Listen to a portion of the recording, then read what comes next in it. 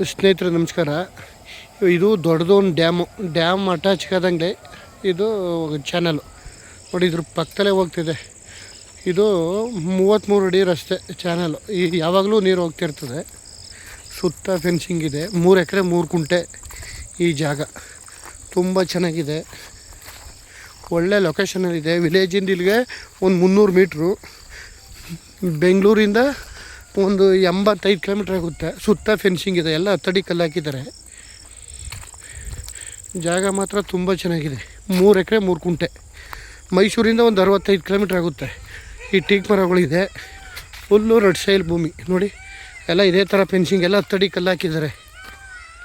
ಜಾಗ ಸೂಪರಾಗಿದೆ. ಜಾಗ ಮಾತ್ರ ಒಳ್ಳೆ ಕ್ಲಾಸ್ ಒಂದು ಭೂಮಿ ನೋಡಿ.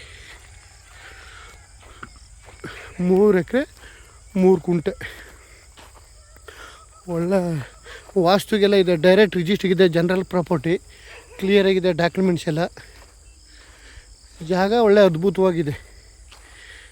ಪಕ್ಕದಲ್ಲಿ ಚಾನಲಲ್ಲಿ ಯಾವಾಗಲೂ ನೀರು ಹೋಗ್ತಿರ್ತದೆ.